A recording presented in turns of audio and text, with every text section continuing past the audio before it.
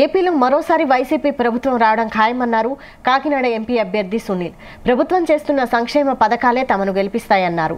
ఓడిపోయినా తానెప్పుడు నియోజకవర్గం నుంచి పారిపోలేదన్నారు.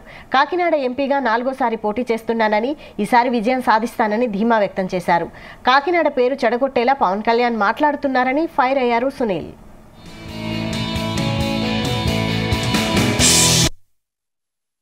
ఈ రోజున మంచి ముహూర్తం ఉండడం వల్ల 11:48కి నేను కాకినాడ పార్లమెంట్ నియోజకవర్గ అభ్యర్థిగా వైఎస్ఆర్ కాంగ్రెస్ పార్టీ తరఫున నామినేషన్ దాఖలు చేయడం జరిగింది. ముఖ్యంగా నేను ఇంటి దగ్గర నుంచి పొద్దున్న బయలుదేరిన కాడి నుంచి కూడా ఈ కలెక్టర్ ఆఫీస్కి వచ్చేదాకా కూడా కాకినాడ పార్లమెంట్ నియోజకవర్గ పరిధిలో వచ్చిన కార్యకర్తలు కానీ, నాయకులు కానీ, మమ్మల్ని అభిమానించే ప్రజలు కానీ పెద్ద ఎత్తున మాకు స్వాగతం పలికి నన్ను ముఖ్యంగా ఆశీర్వదించడానికి మద్దతు పలుకుతూ విచ్చేసిన ప్రతి ఒక్కరికి కూడా నేను పేరు పేరున కృతజ్ఞతలు తెలియజేసుకుంటున్నాను.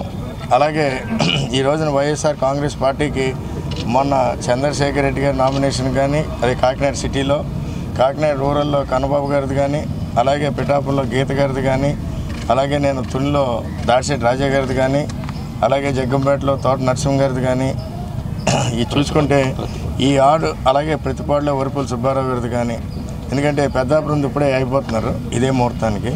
బట్ ఈ 6 అసెంబ్లీ సెగ్మెంట్స్లో కూడా భారీ ఎత్తున ప్రజలు మద్దతు ఇవ్వడం కానీ, వైఎస్ఆర్ కాంగ్రెస్ పార్టీ కార్యకర్తలు, నాయకులు, ప్రజలు ముఖ్యంగా ఆ నియోజకవర్గాల్లో పెద్ద ఎత్తున వచ్చి ఈ నాయకులకి మా అందరికీ కూడా మద్దతుగా మా వెన్నంటూ ఉంటూ కూడా ఇచ్చిన ఇది అంత భరోసా చూస్తూ ఉంటే వైఎస్ఆర్ కాంగ్రెస్ పార్టీ ఈ కాకినాడ పార్లమెంటు పరిధిలో 7 నియోజకవర్గాలు ఆల్రెడీ గెలిచేసే విధంగా కూడా ఈరోజు మద్దతు ఉందని చెప్పి కూడా మీ అందరికీ తెలియజేసుకుంటున్నాను. అలాగే ముఖ్యంగా కాకినాడ పార్లమెంట్ నియోజకవర్గాన్ని కూడా వీళ్ళందరి సహాయ సహకారాలతో ఈ 7 అసెంబ్లీ సెగ్మెంట్లు గెలుచుకుని కాకినాడ పార్లమెంట్ నియోజకవర్గం కూడా భారీ మెజార్టీతో గెలుస్తామన్నకి ఈరోజు ఇచ్చిన మద్దతుతో సందేహం లేదని చెప్పి కూడా మాకు అనిపిస్తూ ఉంది.